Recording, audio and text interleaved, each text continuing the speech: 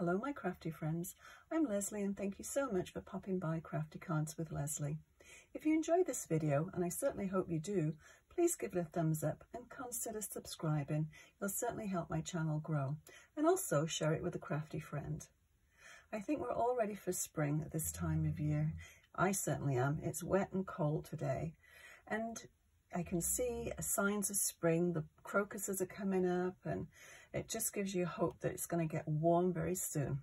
And this stamp set certainly does. It's the cutest little stamp set. It's the March stamp of the month from close to my heart and makes the cutest little spring Easter card. It's called Just Chicken In. A couple of techniques for today: stenciling and messy colouring with ink pads. Oh, and I guess stamping, but that's a given. I don't think I've ever made a card without having stamping somewhere on the card.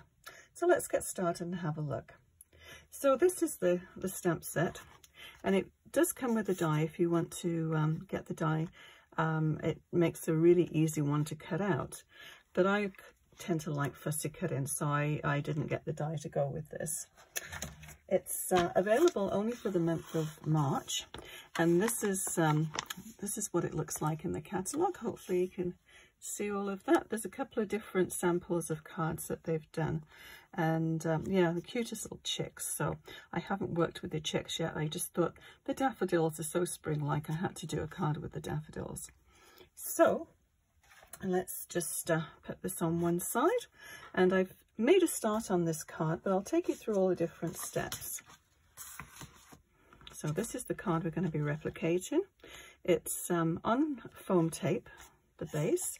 I actually used an arch shape die, and very easy to do a shaped card like this.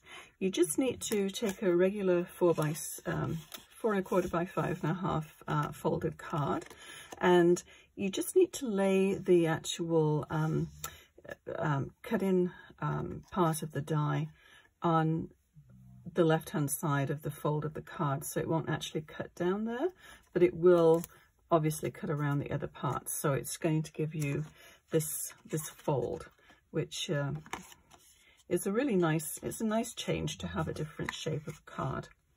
So that's the first thing that I did, and this is all ready to go. And I use this die set, actually. It's from, it's a memory box die set, and it's got all different sizes of the same shape in there, which is very handy.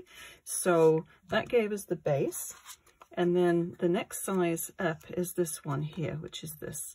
And we're going to be stenciling the background of this. I don't know if you can, if it picks up on the camera, but it's this stencil with just a little check and a little squares. So it makes just a nice soft background. So maybe we'll go ahead and do that first. I'll give it time to just to dry, although it doesn't really take very long. Pop this one out of the way. Okay, so we want to line this up as straight as we can, and we're just going to do behind the flower. We're not going to do the whole entire thing, and we're going to stamp that in lemonade. I use these little non-slip mats, which are actually designed really for opening jars, but they're a great little skid, and it stops you having to hold your stamp pad down while you're actually putting ink on your brush.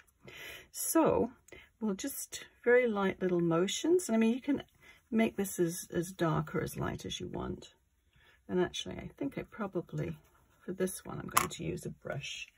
Gives it a little bit of a softer look, I think, rather than the small one. You can blend it a little bit easier. Those little brushes are great for doing the little details, and that's what I call my messy colouring, because you just put it on, and then anything that goes outside of the lines is going to get cut off anyway, so it's very, very easy to do. Okay. So a little bit more, we're not going to see an awful lot really, it's just sort of a shadow around where the die is going to be, the stamp image is going to be. Let's have a little look. Yeah, that should do it. Okay, so I'll put that on one side for a minute. Actually, what we'll do while we're doing this part, we'll just do the stamping. And the stamping, it does come with a few little sentiments on the stamp set, but I wanted something a little bit smaller, and I like these ones for the chickens, but I thought for the daffodils it didn't quite work. So I have pulled out this stamp set. I do like to use my older stamp sets too. And just the thinking of you. On this one, I put the welcome spring, and it's just a nice size, I think, just to put on that card. So I've had my stamp already in here. Already lined it up. It's a very easy one to stamp, but I do like to use my stamping platform. Okay, so yeah, that's all lined up. And I find sometimes it's easier to put the sentiment on first, and then you don't have to worry about where you're going to place your flowers. Sometimes if you put the flowers on first, then you don't leave enough room for the sentiment. So this way I find it a little bit easier. So this is Intense Black ink. Big pad for a very tiny little stamp.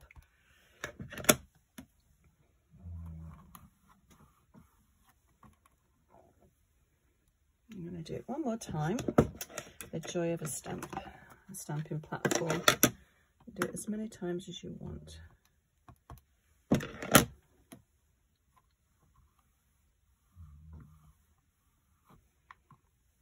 Yeah, that's enough. And I'll just pop a piece of paper in here, and then I'll clear my stamp off later. Okay, so we'll just leave that up there for a moment. I'm just going to show you how I do my messy colouring. I've already got one all stamped out here.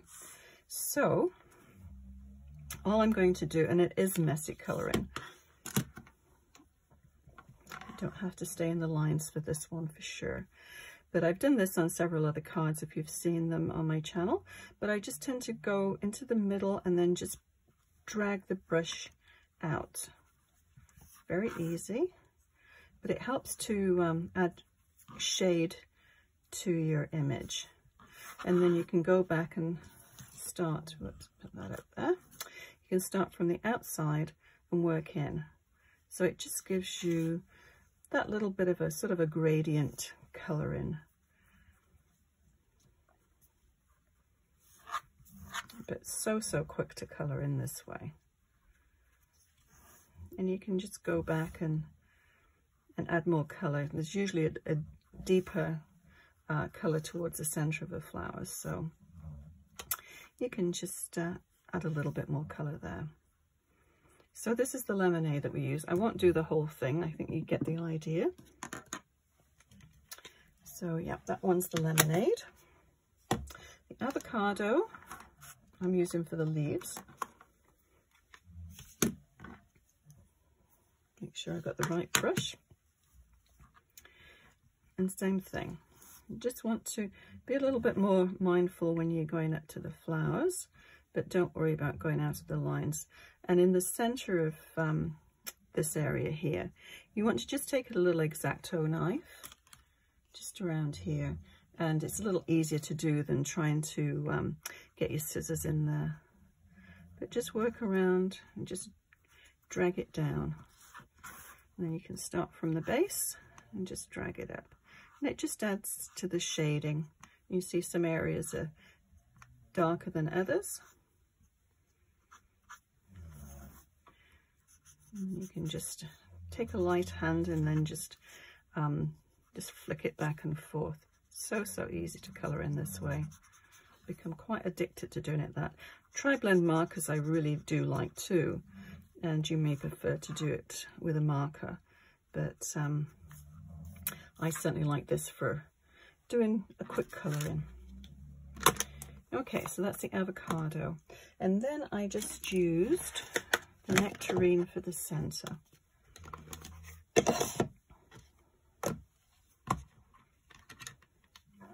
And you do get daffodils in several different colours, so whatever your favourite colour for daffodils is, just go ahead and do it. And then of course it wouldn't be one of my cards unless there was some liquid glass to be had, so I put that in the center. So very, very quick and easy colouring job. Okay, so I think you get the idea. And then I just went around and fussy cut the whole thing out, and yeah, very, very easy. Okay, so that part is done. So pretend I just cut that out. I use actually my close to my heart scissors. They're so sharp, and so it's just messed those ones up. I tend to cut things I probably shouldn't with them, but oh well, they still work just perfectly well. So it's a really, really precise cut with these scissors. I just really like them. I think it's one of my favorite things. So excuse me. So let's put this together.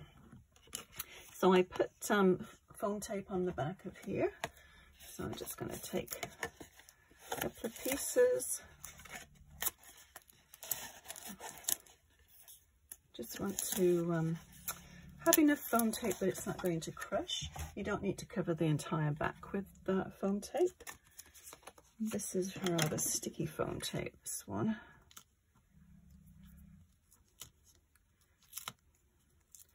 Always easy to get it started, but I find if I just stick the point of the X-Acto knife and it just helps to pick it up, it doesn't get stuck to your fingers, which is a bonus. Okay, so we'll center that the best that we can.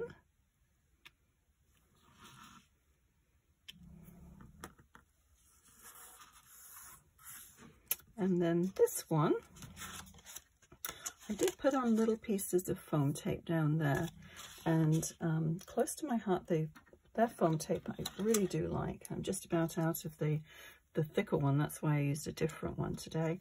But they do have the two thicknesses, which I do like.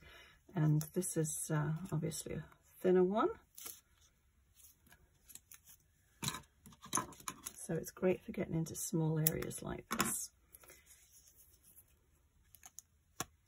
And you just need a couple of pieces on here. As I say, you don't need to cover the entire back.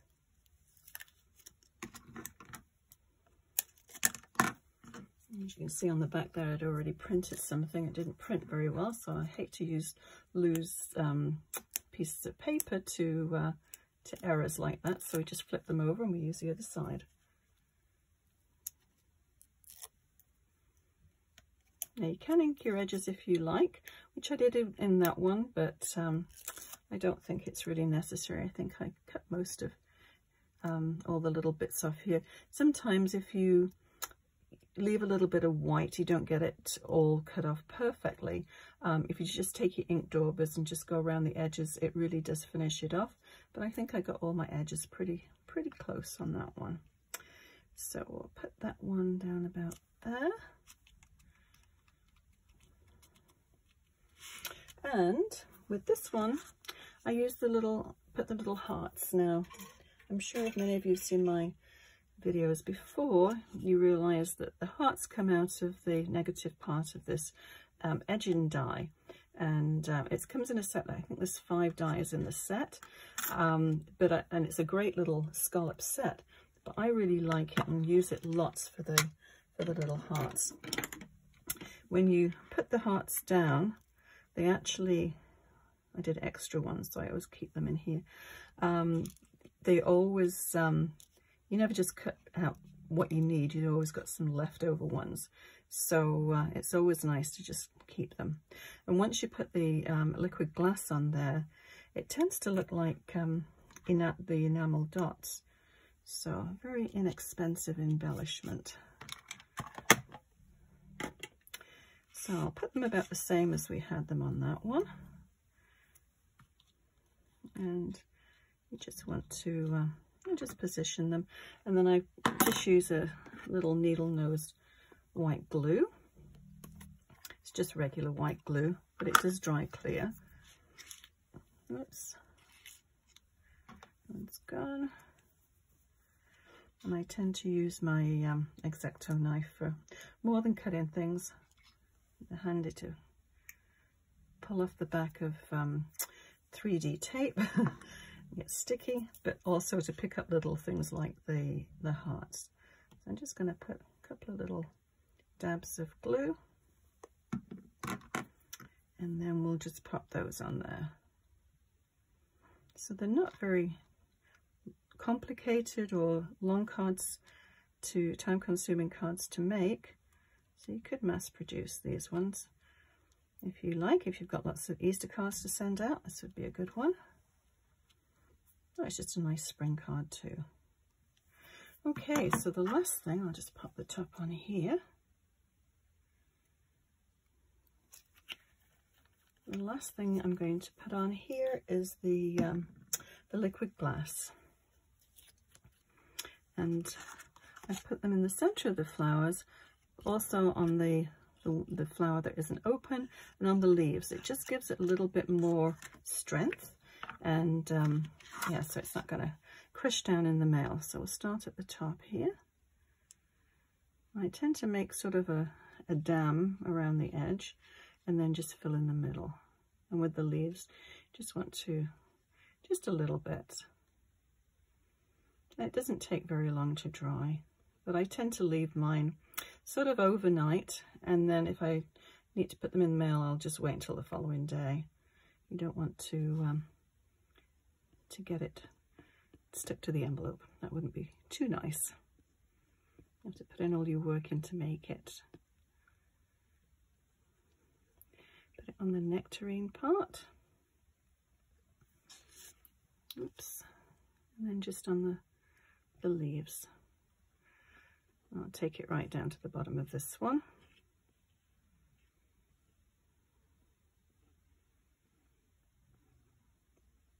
And then also just a little dab on the hearts.